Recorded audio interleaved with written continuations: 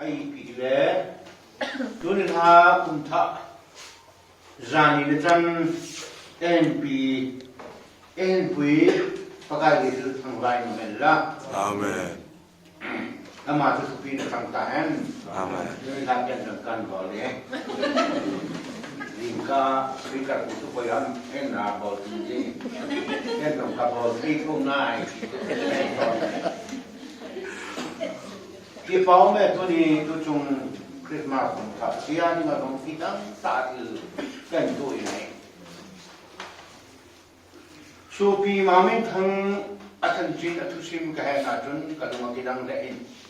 kapat par lein pakai dam nan pin la pakai dam nan pin tu kidung zui ani tulungani tulungam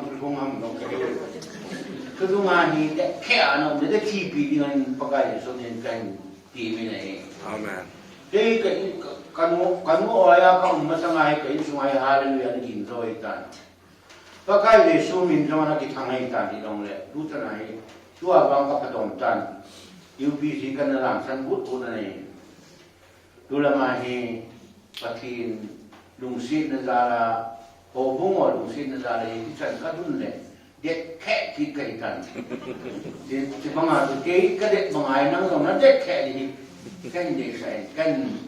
pakai na hi happy na lung sit na tam ka kan pe na hi Di bawah leher tu cung tu nom lo tak mating abang ini orang nom kasama macam ni. So pion ipi na kaya luam na iti mat umam bang kaya pa po na ni. Iyo na kaya mang nom sa kakahin. Tu din ka kiros na kataw na bang kamitli kaya mitli mo po lo ming kaya. Muhammad Ali su pasal tak may api na po na mitli po kalau katibig. Pele hi football pension di hi kunai ami khia pore di soman mentari na mi vom ho so chan ni Abraham Lincoln in anabol chima sanga like a buffalo loy ki kaya bazara ki dole le ho nam hi nei so chuhot pichu pele hong hi Muhammad Ali hi koi la salam hi jong le boxing lang hi jong le imado every Angela hi mi bom hoi mi chal lang ma din ta pere nong cho power housing Muhammad Ali nong power housing pere hi pe ama cho na pension masa ai mai ke ai lo du kha do ham bang ke ti ta pui pere hong pension pere hi bola an chol ma din ko nai seria mai Muhammad Ali ka bin aki ke yong ji bang jet bang tu ke ko ma sa bang nu me je kai các cả vắng là lệ chú all cả rồi thì nó mới cả gì rồi cái cảnh na tôi liên cả cái năng cảnh cái đồng cái này phát hiện các cái mình đi qua đi cả hà sen hậu in một loạt mình thắm tại yêu nung ăn tại cái phần khó mình các cái này bắt cái có phát hiện có mà ít tao mà họ phát hiện ấy cái đó ấy hết bị gì na Ei happy in Ivan po in Christmas imam mo in kumtain mang tobin nung tay patin thui ngai dan sa ke nang ke ho dong wa choi la thêm tay asab nung tay ni mun lang khat lang a mi apo to i mu mun ti lang a thui ga ke le so si dong o mena ti long le cho ti ge loi le so nung ti ni nei i ge kha ti le hung nung loi i ge lo le nung ji nei ai lai thì thu chụp ở tay nó đi rồi ai cả đi nó cần xây rồi isu pi pau ka ga mu kil le so pi pau la chung dong ye ya ko na apu pa te pin na bet hen chuan zu ni in fa le pin ne na mi thang in ne ngai lo de nam zo wa te la sa tu la chung ni la chung chu apu pa pin na gam chu in fa le ya bete ma ami pun ni ngau mai ona ki so pino ki jing lo mai in boy lo cho yo mai ta mo be na ti de bo nga min kum na nga ka na zong tu kia nga kio an ngai kia ma kha nei tu ki le pa kai pa thi rin Iti sehingga lembut pi patherin kian ngai thil pa bol ai dem katu nama mazin tu tungi Good Friday ki mangbo pan pani rang sei ti ni akilami Yesu pen ni Christmas mam tinga katu na e ti long tu di ki lo jen ti long le ka ta dan katu na dan ni o ne he ki lo cùng tôi là kỳ diệp lỗ nào tay bol đến ngày tay bol đến ngày rồi cùng tôi là kỳ lỗ mình là sai này traffic police là kỳ lỗ à bùi lúng đàn lúc trong cái nào may lòng cái thấy bắt khí này bỏ lại cái gì mà đàn cho hầu khi nào cậu mà cuồng ở kỳ lỗ chỉ phần kỳ này Orang ki bomin dah tahu ni, mungkin pandai tu lah. Orang cakap mai domin, kita bawa tangau tanggai kita ada kata kata, atau maju kata orang tak cukup, kata orang tak tahu. Anak mereka boleh, kita maju. Gaya sah dong, gaya sah tu nak bisa. Eloi pasal eloi tu rengkat kewan na. Kata orang orang di bangsa. Section kana ka umui ka tilung balano sak cenai sab kana ka sabi lu jong tu ka tilung abang kita boleh na ka sama mari kan lo se ko ini ko pakai alengel pilihan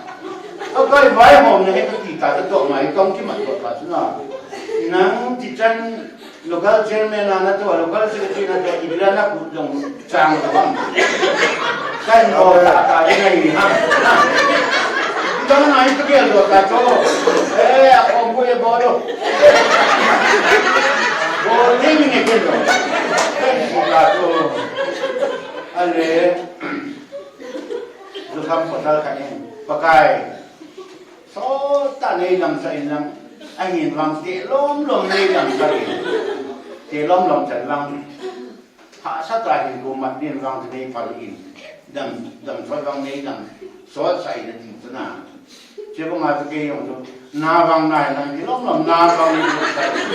amun phe ngai ta bo de ka long ge la ku ta so ki dam ka sai Hồi đi bỏ lại chúng nó đầm nhất Nó thật, nó không cầu lại chúng nó bỏ lại bỏ lòng á thì chúng nó rani cái Christmas thì hoa ní khát cầm cái là mà cho lòng á ní tâm bia rõ cái là bỏ mình cái bố gì đó cái tâm bỏ gì ngay cái có bên cái bề ủng hỏi là mang về cái đồng bề thôi coi cho nên pakai ni tak ada apa. Ai le tak long tong kilo kita. Kilo kita pakai cun nan to tak. Tak pun tak betul sunat tu. Kita buat kain kuak katas kata lori. Mite tu pakai pakai thawin agomin alamuvin na. Pau hello dong athawin. Ikitiam kanahi umjuang. Kei pigi nidang Bible ni mua mite edom mite ti chukai hitam ka ti jo tagawa hi ipiam lagaw itida rai mi na mate kitang kanasa dewang ka deima malemi oswa ong chan de ka ki pa mama kei ho pi kitang de lo jo kain de lu mang ko ya ong ta he ama lo kei sanga ko Ai pilih kalau orang tu anak mancah sih ya. Dia mesti patin cai mudi ngapa tu. Aduh, sobat saya juga tu kakak itu. Tongkal tu kita dah tu anak kita iman. Tongkal tu lebih seng, dia tidak kakak. Tapi kakak nak kakak, dia malah tahu kan. Pulang lagi mandi kita orang. Tidak tak katanya, terus orang, pada ini dia kecil. ประเดี๋ยวนี้นั่งน้องไม่หลุดน้องโตน้องดินหลุดเองอาเมนป้าเดียวจังกี่กูมุดเองอาเมนป้าก็นักพูดงั้นบอลมาสั่งนี่ฮอกกี้พันโดเตอาเมนพี่ไอ้ผูกเขาเดือดจนน้ำไม่ขาดเลยวูเลยนักไอ้บอลน่าบอลเก่งไงวูนักผมก็สั่งไอ้บอลได้ตัวนี้อาจูปาเลยนู่นเลยไล่ตามไปนู่นเจ้าของทีมมาโทรเลยปาวันเลยก็สาวชูเกนอะไรก็ได้ยาก็ได้จอไล่ลงเสด็จเรียกไล่ลงแก่ที่ลูกจอดูนี่นู่นการยิ่งก็เห็นอะไรเอ็นเดนไปวันที่สี่ห้องมันไม่ดีกันนะก็พอจะได้ไอ้น้ำมันจะแม่นั่นก็แล้วนู่นเจ้าชูทีมตัวด้านไหนพูดอาทิตย์ที่เจ้าเลยสนามไปทั้งที่ในตรงนี้ว่าเจ้าลุงเจ้าตรงนี้นู่นเจ้าน้ำมันฟ้าลงไอ้มีเล็กฟ้าไหมตัวนี้เห็นที่ดั้งตาขัดกันที่นี่ใบบุญจังที่ดั้งตาที่ลงที่ใจป่วยยังไงใบบุญจังkemudian tak ide, milo jauh kita nasi diomen, ibu kumsam ni yang dia cium di pongam, iben rupa hiskan korin bunga jang suam pasal gizanin kabol kesehatan, dari sunin kesehatan tu ni hain, dalam tu kumsam tu itu yang kita mai kita, kan sih, jadi kita ni pun nak dapat dengan ini. Kung kita may tay suat lang suat ponte na din ko na mo tene si sang ti pat din tu lukot may ngai so na suat din kan iyo so lo din se jo luka bung ku chang som yit ngari git tilong le jesun adon mo in si aten ku ane yun jung le mo cha hon jong bu ni wi ane we hilang namin din cepat wang lunga na din alipoy pagkain iba bucang sendiri bang ibu pikirkan baik kau orang tungkang oh salman di tak dikun siaten gua ni un jumlah macam ten gua ni un himal yang cepat wang lunga na din alipoy bang ati resunan general Anung zui te mi khati, okay, mo. Nung zui te, nung zui so pani te kai lawin. Ama zui mi pi te la kapakarkan lalpa, la ci da potin zui ka. Angai nama ma zui di. Yuna Paulo sin ne. Biar fakati ta kule. Ahun ko do di kun ta kule mi ti do na tu to. Elung ta sekun, engai nama ma so di ka ti lo me. En le to kai. Kompi ni ya, kompi ciri ciri tak boleh. Akhirnya ini tak boleh anak pemama dan ele wajib digol ciri. Kinai naik alien ma patin happiness alien kata kinai naik alien. Yesus bang ya til bol kita mah til kita tak bola. Ni pakat ngai nama ma sih lalpa lagi tak untuk ini kan. Jela tak patin lalpa Yesus bangkin lon wah. Si aten ko ni yu, jumlah nga ten, buwan ni yu. Himan mi him cepat, kema himbang lumak dari kani, boy bang dia na ini tu. Kada itu mah. Wak pandai yu jadi si Islam kau saya tu le. Bang dia kat lumak dari ni lawan. Ama le mah hung kigen tau dia. Kagen sika. Thu kagen tale jen huan katung pai sika. Eden huana chun pathinin ama bulbul ama limpu ama thagaw apiek asiema adam asiema ama mel puti ziema mel puchu athagaw to ama zuk manlaya khowel hin sial ho salu ho sabum ho satin cenglet bang macari ama thagaw to mihim sa sopay. Zimihim, tagaw to sop, Adam chuta kimay na mama, zingo, kibang betay di ko, mihim tahile, ilong kip to kibang te, kip gop tiyas.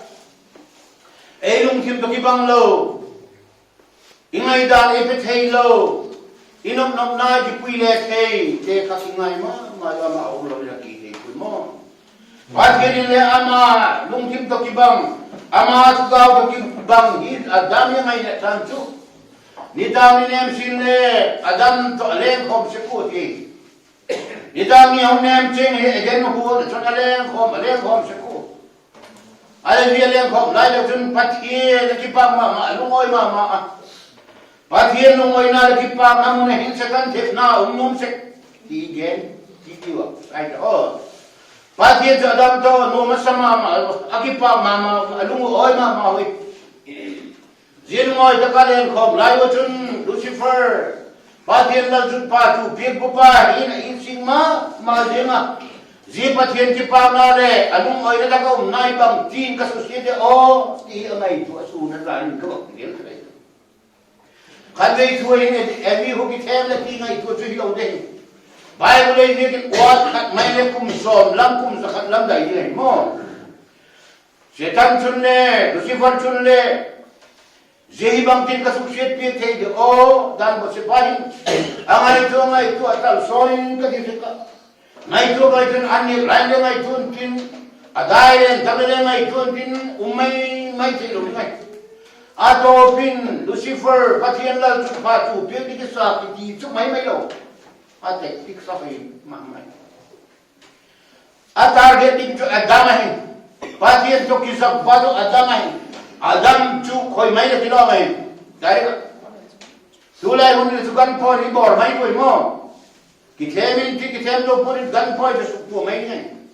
Ile Lucifer ka tiyem dam lang ito. Adam dari din ako ipo every na humpan ito numay. Telo din Lucifer na et talo.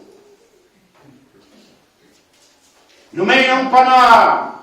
a formula ka diktaw, Adam hungchu.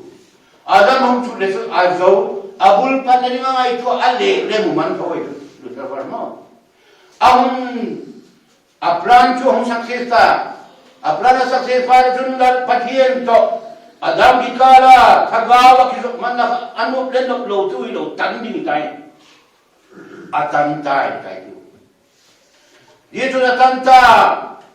Patirin adam na daw si kohomin lelet, lamin lelet, ting pakin kiri lelet, hoitak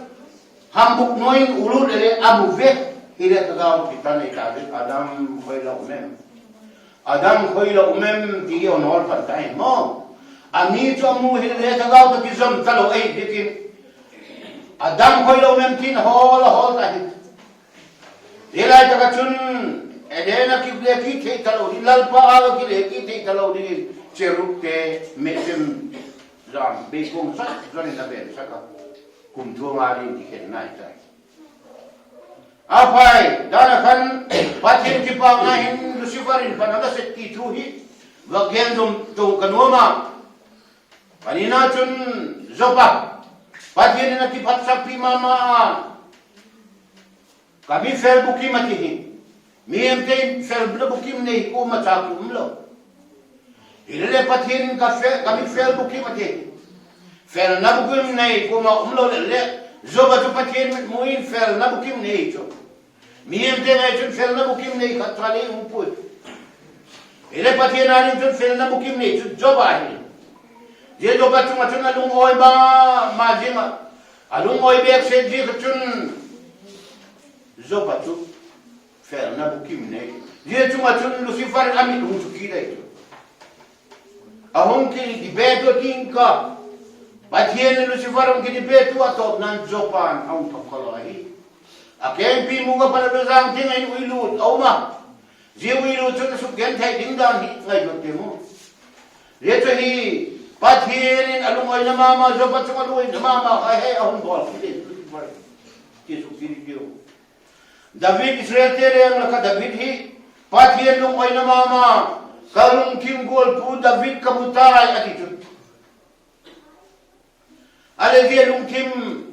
kalung kim kamutay David sumatun kalung oy kakipa itinay Zia David choy bangati Lucifer hung bol kita lami bitay na si ngaylaw di sensa na si ngaylaw di patien tubig ang abo hung liya na ang tupi galong hat mama zinga jikan khepna ama le ma thepna umin bang ti to kahin ka ha dai o sipai pi bang ran mo mong kania hiti ko lo kalau pia bang zan kalau kam thalai kania sakul chung chung sipai bang zan kana keng sipai bang zan kania nun hen wong ta ai no na tak tu di sawara sala dong ta kinai patien chu David chu kipa mama na chu ne Lucifer wa kigol kita ahun simta ahun simai patien dan bot si kita nithum sungmain sawen poitiu nithum sungmain hipin Israel pite sakson sagi ahun thare muna tu ni kagen no chu eden huana Adam te chuma Jopa chuma David chuma ba ki te ho Pentecost te chuma kagen no Zeta gain lalpa de su thagaw nei tu te lalpa de su min choi hoi tu te la thagaw ali na ki pa na nei te hoi Zelam pole ni mulam phale dan bo chepa pathian la su pha chu big di pa hajatin te la mit hi khoya hem om di dan le he the lo su se di baby amai tu se bi hi tuni ta ki eri tu kagen te UPC te bang di pundi Patien ki pa na mama chu amamin nei tu te loga limna thagaw ne abi umphale Lucifer santo mama Lucifer in ayin mama je ki pe phale mi ko hai bi asu boy se ka e vi ala su boy ta David ala su boy ta dis boy tu chun e o baina e su boy lo na jon la da tu UPC da kai mel si mol po nai au se mo Mizoram lambang bang obang dile UPC mi mandi lo ngon ki su khom na ki ki sekula di su pati te Lucifer na ki be tengai lo wa boy pingai lo bitam tang bi Christian patien ging kahi kai Christian kahi kai khom sing patien tu ngai thajing kapau chap ni de lain Luciferin na kami na ngai tangai tupo su boy kami na ngai tupo Subui kama ngai chu UPC la Pentecost sate la ngai lal balo binasa ngai la amen ngai tu ti mula ngai tu ti we tuli kan paken tu ngai thakha sunglama yani ke bele do mo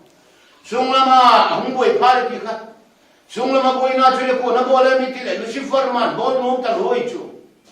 sunglama mi hungoi ta polama mi ei do dinga tangai pu Sunglama boy na hi sa ye sunglama boy na chu patien tu senom tu patien ki pa na senom tu lu siwar ki takla ni patien ki pa mama haleluya haleluya ilimilambo ko di bemo ikipayo patien kin itawo idono di hunchule lu siwar thei tarawa patien ki pa na hi jilu lu siwar thei pui Ini tak terus nasi mahum kipana UPC lalbadi subin baptisma chama lalbadi subin nei dute le kile dondom ki chaku bangade si pundungan gitu bagian nei state ma apung thelo teti aje tuli si parin playground ini nai munda playground ni umpui playground nei ini alim le umpui ma alim namun jo dia taka Yesus nung rite Patien pakat cau bete au te lo pane a tournament a game ka anu masama mali tak mo no bilai ye tu mo lamdang sa koi tiu ka te apa ye chu tun je su ki tiu le Christmas ni khan na sen chi bai buk di ti bai ti ba buk di mo na hilung ti nei se koi chu na sen ti bai buk ni sum tholo mi lo koi wo ti bai buk di mo ni ki ngai tu hi Ki thagawa thupi lo pen ha lo pen ma thagawa kilung ka gen gen ding ne ka gen no gen lo sarmon ka ki pi ta thagawa long ti ni ki pe se kai mo Christmas ile o thagawa fil hi ta loi ne e o in festival e o in nun no ka bo ki ta le ki ka gen ka ne lai ti o ako min le gen mai pe sa parmena ne ta kai lai ka ba bang sulam Christmas light. Ni ta ba in drama un thau ba. Pa ti tu lo ka un thau la. Ki ki khop no na chung sermon pathin thu gen thu na gen a mi bek lo ye do nong ki khop no chung drama hong ki thon mi chu dim yin la pol bu chu ala ta lai yin ke ne ko pang chu na neu sa kai wa ma chu ken chu oi mo in ba chu ana jin kala mo ita jin kala ma chu an dom khom di mi anga ko an ye khom di yilang ko chu mi ta le ne jin kala le ne mo jin kala le kinen jin kala dom khom mo chu ngap na yin tang wa ka din pol bu ka mai mi la mai pali da ba fi tre ta promena ko ni au le le nai do chu ale ko ni au ko le le chu mai pali da on fi ku la on sa mi nga ko na ne boy le na kalau dia nak nak tu kum hea imat nun nom pa imat ni mo dang galo no ma hole o na moral dang ka nom poi ka ken chu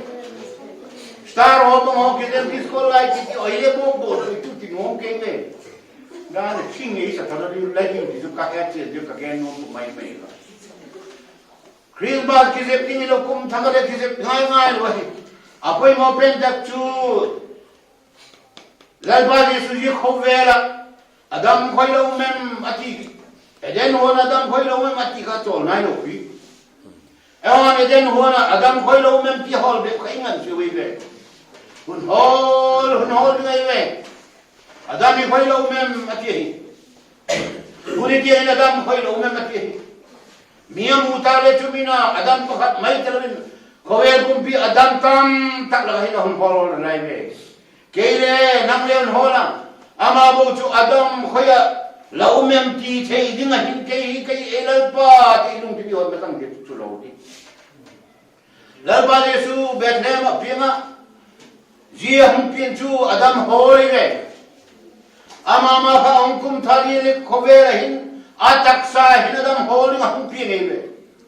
jia pin ni che honum na pa igolo bombalai ka po roket ka po Zidin ka hilo. Lalpa Yesu asagaw at nari hola. Awag na hin ngay to na ilung timo mo. Ilung gil takbong in hihon ngay. Si Alten bon kunin, sumliang at sa ten bunin. Mihim tapan wa lumak na dinay puy. Mihim tapan lumak na din pilo hugen hilopi. Wag di ngahin lunga nani at hamung taksan di ngahin tu hilawahin kitol nang nani hunne hilawahinan mo si Alten wang o zan timle agil kelu adam sapu ami ate guwa lawlay sa pulten hewa ane bang siyo kipuko akuwa anote gil kelu mo jarpiwa Amaw la gilwa, naute la gilwa. Kosuma chun nom takit imut rin. Aki imut hit taro. Si Alten man ko ane. Kisol ngak na niya Lungong tamo na niya Jungle matate chun. Gan hingi tale, sazu hitale. Pauzu hitale. Kaufe hitale. Bangile, amaw niya chechi. Ahol, lembelo. Amau le ne bang di kuku abuba ano gil kiel kam ke te alok mo pu tai ta no mo va ni no mo ye ta abud ai mo hit se ko ye chu a chol dam se ko I chol dam na mun khai bu hai mem tele ino hi chol dam na wai ye chol dam na gol chunlar pa di su chun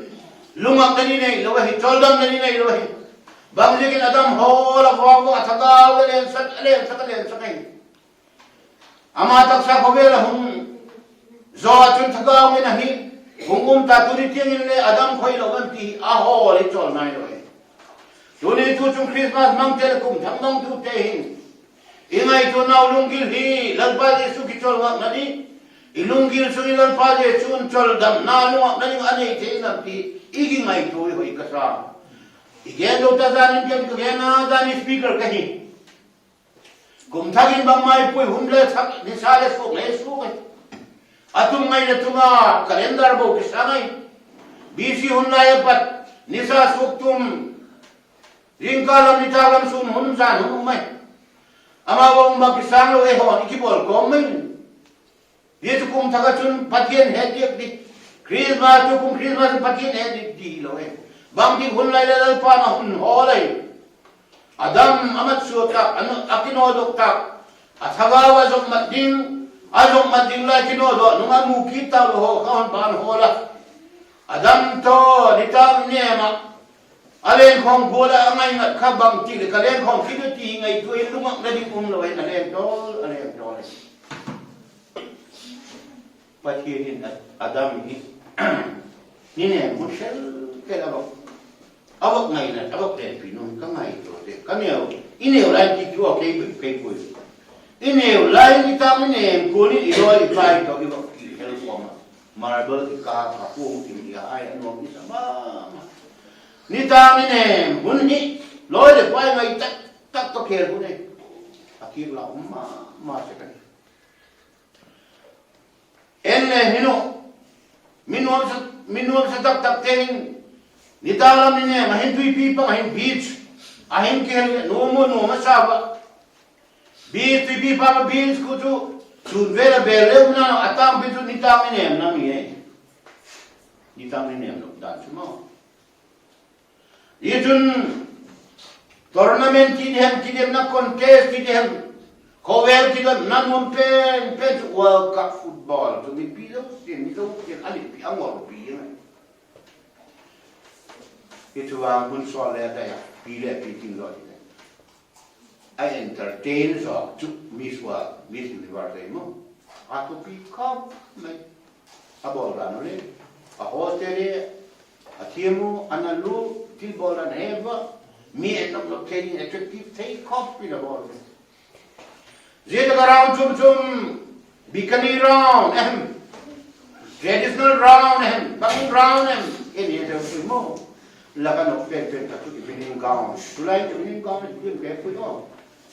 Winning gown round la bol sebab ni kan pe an me tele akon destan tele nar ki long di dia pun sudah. Mo una paro la dia ke na. Ini wala aram. Swim shoot round le una. Mo ko le ta po yo yang tu. Ini tak boleh ni. Apa winning gown hung kit ko mo chut na lo bek man nai ko kele ki winning lam kit mo hi tu la ya ho hin no bisa be pat ye ni ne no mala sai ko tu athaga wa sab mat mi hem to dine min ale khom dia se ko ti je pat ye nin je len khom now chu ki sun zong ki ne ti hi anuma adam hola mat su hola Tula kay la tulita ko rin adam hit. Nuti on la kay pusan kay po adam kay po tikakan la o. Aminin siyep sayo no. Now pang le adam tek sile adam nule pale ngakam pale adam. Tulita ko na hinigen chukum thakay. Tukum thakto kisay hin. Lalpan alumang dalingay ni lunggil hi adoy na diyan. Patien bir ko kay chuva. Tuwentes body sa sit mama zimu angai nunda danin iumu gori lak en der mo to sa mama yun la sa tele so so ngai lo mama tuwente ma angai nunda na gori en tau der kita no itu tak tak ji holung kira tulal pa ano mo dali mo dire mo biarin kai tu hi le pakin tu adu tu lo hi ba lalpa taga winchon na ilung kila na itin ni ngachun banggol tu ini kising sa umaya banggolin Christmas ni Christmas ini tal itu sebang sama ini tihilung cuma umpai banggol van kita ini tihilung cuma umpai pati ni banggol don ni lam tihi kalau pati ni alung lagi ngahingka ngai itu nahi ado idio tihi kisop tin alung kim nei lo kento banggol kabut do kalau kapag ito bang guling kakitpo, di mo tibet nga ito. Bong tatiwe, wong tatiwe, di kayo. Mo. Bakal sakit buhay, di ko na ito. Ito ka tiyandanin na ito. Kuya mo sito. Ama sabihin na aksay me, saka. Apa rinan voksay me, saka. Apa tumnan tunin bong say me, saka. Ako ilek mo niya. Kaya uli. Katina dito. Hindi na nga, pati sukar, may katulad. sahing neng lo le sum lo ma ka sahing ne tu chung chu sugar bem tlo jing le I khoi na di ko lo ni le ba chi sui ken ni ne mai ki ta la mu di le ki tim ta le una pala chom ba mu kim kimo akim ka le mu le ni in la ma ke chu ha ta we ei coi là xí không có nên chúng này trăm年代